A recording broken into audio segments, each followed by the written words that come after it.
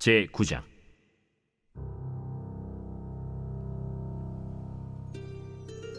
다윗이 이르되, 사울의 집에 아직도 남은 사람이 있느냐? 내가 요나단으로 말미암아 그 사람에게 은총을 베풀리라. 사울의 집에는 종 한 사람이 있으니 그의 이름은 시바라. 그를 다윗의 앞으로 부르매 왕이 그에게 말하되, 내가 시바냐? 당신의 종이니이다. 사울의 집에 아직도 남은 사람이 없느냐? 내가 그 사람에게 하나님의 은총을 베풀고자 하노라. 요나단의 아들 하나가 있는데 다리 저는 자니이다. 그가 어디 있느냐? 로드발 암미엘의 아들 마길의 집에 있나이다. 하니라. 다윗 왕이 사람을 보내어 로드발 암미엘의 아들 마길의 집에서 그를 데려오니 사울의 손자 요나단의 아들 무비보셋이 다윗에게 나와 그 앞에 엎드려 절하매 다윗이 이르되, 무비보셋이여, 보소서, 당신의 종이니이다. 무서워하지 말라. 내가 반드시 내 아버지 요나단으로 말미암아 내게 은총을 베풀리라. 내가 내 할아버지 사울의 모든 밭을 다 내게 도로 주겠고 또 너는 항상 내 상에서 떡을 먹을지니라. 그가 절하여 이르되, 이 종이 무엇이기에 왕께서 죽은 개 같은 나를 돌아보시나이까?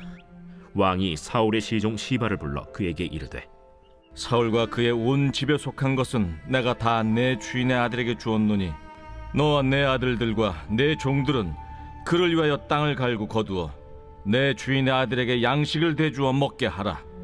그러나 내 주인의 아들 무비보셋은 항상 내 상에서 떡을 먹으리라. 시바는 아들이 15명이요 종이 20명이라. 시바가 왕께 아뢰되, 내 주 왕께서 모든 일을 종에게 명령하신 대로 종이 준행하겠나이다. 무비보셋은 왕자 중 하나처럼 왕의 상에서 먹으니라. 무비보셋에게 어린 아들 하나가 있으니 이름은 미가더라. 시바의 집에 사는 자마다 무비보셋의 종이 되니라. 무비보셋이 항상 왕의 상에서 먹으므로 예루살렘에 사니라.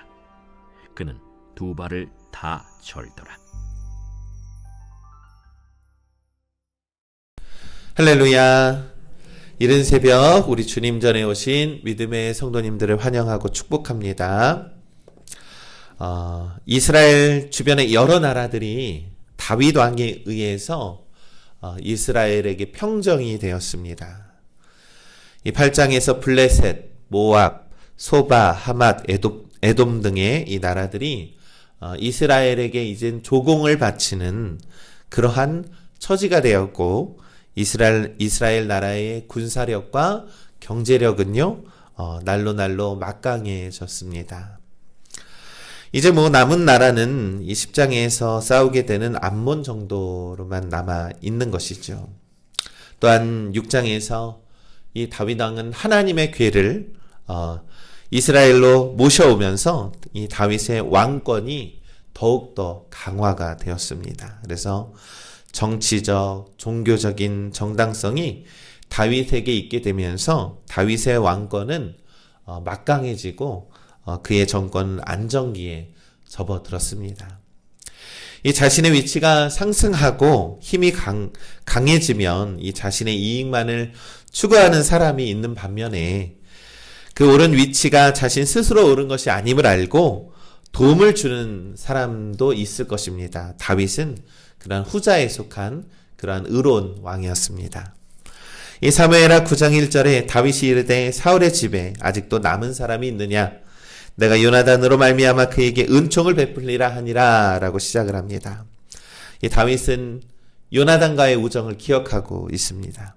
이 과거 다윗은 요나단과 깊은 맹세를 나눈 사이죠. 이 요나단은 다윗에게 먼저 왕이 되더라도 인자함을 베풀어서 우리 집안을 해치지 말라라고 요청을 한 적이 있습니다. 그래서 다윗이 사울의 집안 사람을 찾는 배경에는 이 요나단과의 우정만이 있는 것이 아니라 또한 하나님께서 약속하신 이 하나님의 나라를 세워가는 데 있어서 정말로 하나님의 선하신 통치를 이루고자 하는 다윗의 뜻도 있었습니다. 이 원래 정권이 바뀌면 이 전 정권에 있었던 많은 사람들을 숙청하기 마련인데 다윗은 오히려 그러지 않고 이 하나님의 정말로 공의로운 통치를 위해서 또한 하나님의 사랑을 베푸는 그러한 통치를 위해서 사울의 사람들을 찾았다라는 것입니다. 이 본문 사무엘상 9장 3절에서도 다윗은 자신의 선행이라고 하지 않고 하나님의 은총이라고 표현을 하고 있습니다. 왕이 이르되 사울의 집에 아직도 남은 사람이 없느냐, 내가 그 사람에게 하나님의 은총을 베풀고자 하노라 하니 라고 성경은 기록하죠. 그러니까 내가 선행을 베푸는 것이 아니라 하나님의 은총, 하나님의 선하심을 베푸노라 라고 말씀하고 있는 것입니다. 다윗은 하나님께 일방적인 은혜와 사랑을 입었습니다. 그래서 자신의 어떤 공로를 보지도 않고 하나님께서 자신을 이스라엘의 왕으로 삼아주셨고, 또한 골리앗과의 싸움에서도 승리하게 하시고, 또한 다윗을 따르는 많은 사람들을 붙여주시고, 또한 부국강경하게 해주신 이 모든 것들이 하나님의 은혜임을, 그리고 하나님의 아니면 그러한 은혜가 없다라는 것도 너무나도 잘 알고 있었지요. 그리고 자신이 세워야 할 나라가 하나님의 나라라면, 나의 나라가 아니라 하나님의 나라라면 하나님의 사랑으로 통치해야 하는 믿음이 다윗에게 있었다라는 것입니다. 다윗은 인간의 상식이 아니라 하나님의 뜻과 하나님의 방법으로 나라를 운영하기로 마음을 먹었던 아주 의로운 왕이었습니다. 우리 믿음의 성도 여러분, 다윗은 어찌 보면 겸손한 사람이 아닙니다. 다윗은 온전한 사람이라는 것입니다. 하나님의 권능을 믿고 하나님의 가장 기뻐하실 일들을 이루며 살아가는 다윗은 하나님 앞에서 온전한 사람이라는 것을 우리가 기억해야 합니다. 그러니 우리도 온전한 믿음의 성도들 되시기를 간절히 소망합니다. 그렇게 해서 찾아낸 사람이 바로 무비보셋입니다.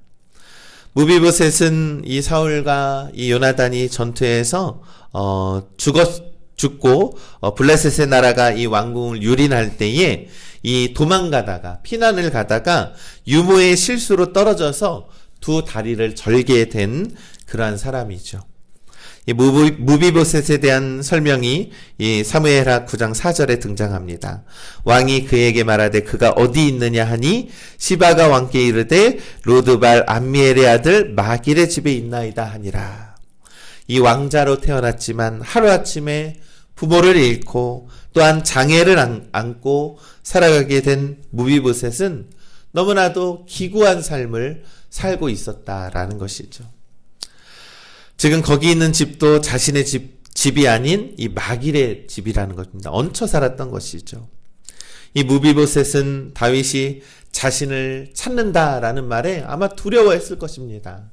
내가 아직 남아있는 사울의 사람인데 나를 찾아서 어찌하려고 할까라고 하는 근심이 있었습니다. 그렇게 잊혀진 자로, 철저하게 잊혀진 자로 살아가려고 하는데 이 다윗에게 발견이 된다라는 것은 그의 입장에서는 재앙이요 심판이라고 생각을 했던 것입니다. 그러나 다윗은 무비보셋에게 두려워하지 말라라고 합니다. 다윗이 무비보셋을 찾는 이유는 심판이 아니라 위로와 격려였고 힘과 용기를 주기 위함이었기 때문입니다. 다윗은 무비보셋에게 두 가지를 허락을 했습니다. 첫째는 시바가 가졌던 사울의 모든 소유를 다시 무비보셋에게 돌려주었고요. 둘째로는 자신과 함께 늘 식사하는 자리에 있게 했다라는 것입니다. 여러분, 이 무비보셋의 처지를 보면 정말로 다윗 왕에게 도움이 되는 그러한 처지는 하나도 없었을 것입니다. 오히려 다윗이 선행을 베풀어야 하고 그를 돌봐야 주어야 하는 그러한 연약한 사람이었죠. 하지만 다윗은 무비보셋을 왕자처럼, 정말로 왕자처럼 귀하게 존귀하게 여겼다라는 것입니다. 다윗이 무비보셋에게 베푼 은혜는 자신이 하나님께서 받은 그러한 은혜를 바로 무비보셋에게 돌려주는 것과 같다라는 것입니다. 사랑하는 우리 믿음의 성도 여러분, 우리 하나님께서도 우리를 이처럼 사랑해 주신다라는 것을 우리가 꼭 기억했으면 좋겠습니다. 다윗이 무비보셋을 찾듯이 하나님께서 우리의 이름을 부르시면서 우리를 찾아주고 계십니다. 이 무비보셋처럼 정말로 기구한 삶을 살았던 우리의 많은 그러한 우리들의 삶 속에서도 하나님은 우리를 보호하시기를 원하고 지켜주시기를 원하신다라는 것이죠. 사랑하는 우리 믿음의 성도 여러분, 그러니 우리도 우리의 정말로 영적인 권위를 회복시켜 주시고 정말로 주눅들어 있는 삶을 힘을 돋게 해주시는 하나님의 능력을 힘입어 살아가는 우리 믿음의 성도들 되시기를 간절히 소망합니다. 세상은 우리를 두 발 저는 사람이라고 잊혀져가는 사람이라고 말할지 모르지만 하나님께서는 우리를 무서워하지 말라. 내가 반드시 너와 맺은 언약을 알고 너에게 은혜를 베풀어 줄 것이다 라고 이 다윗 왕의 말처럼 하나님께서 우리를 그렇게 여기신다라는 사실입니다. 다윗의 모습 속에서 우리는 하나님의 사랑과 하나님이 통치하시는 방법을 우리가 깨닫게 됩니다. 그러니 우리 믿음의 성도들 언제나 우리 하나님을 믿고 의지하시면서 하나님과 함께 하시는 우리 믿음의 성도님들 되시길 간절히 소망합니다. 그래서 이 오늘 하루도 하나님께 모든 것을 맡기시고 은혜와 감사함으로 가득한 귀한 하루가 되시기를 주님의 이름으로 간절히 축원합니다.